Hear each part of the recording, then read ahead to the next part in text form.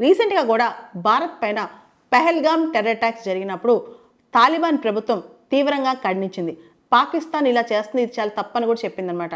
మనందరికీ తెలుసు, గత సంవత్సరం పాకిస్తాన్ ప్రభుత్వం అంటే బయటికి పాకిస్తాన్ ప్రభుత్వం అఫీషియల్గా ఒప్పుకోకపోయినా పాకిస్తాన్ ఆర్మీ ఆఫ్ఘన్ టెరిటరీలోకి వెళ్ళి మరి అక్కడున్న చాలా ప్రాంతాలను అటాక్ చేస్తుంది. దీనికి కారణం తెహ్రీక్-ఈ తాలిబాన్ పాకిస్తాన్ ఏదైతే టెర్రరిస్ట్ గ్రూప్ ఉందో వాళ్ళ స్లీపర్ సెల్స్ ఏదైతే ఆఫ్ఘనిస్తాన్ భూభాగం ఉందో అక్కడి నుంచి ఆపరేట్ చేస్తున్నారనే నెపంతో పాకిస్తాన్ ఆఫ్ఘనిస్తాన్ పైన దాడి చేసింది. ఈ దాడిలో చాలామంది చిన్నపిల్లలు కూడా చనిపోయారంట.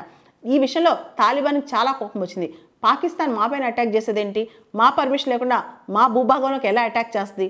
సో మొదటి నుంచి కూడా గత 2 సంవత్సరాలుగా పాకిస్తాన్కి తాలిబాన్ ప్రభుత్వానికి అంత పడట్లేదు. అయితే చైనా మాత్రం పాకిస్తాన్ని ఆఫ్ఘనిస్తాన్ని కలపాలని కోరుకుంటుంది. మనందరూ తెలుసు, చైనా ఈ ప్రాంతంలో ముఖ్యంగా ఆఫ్ఘనిస్తాన్లో స్ట్రాటజిక్ ఇంట్రెస్ట్. ఆఫ్ఘనిస్తాన్లో ఉన్న మైన్స్, మినరల్స్ చాలా ఆఫ్ఘనిస్తాన్లో రేర్ ఎర్త్ మెటల్స్ కానీ మినరల్స్ కానీ ఉన్నట్లు చాలామంది చెప్తుంటారు.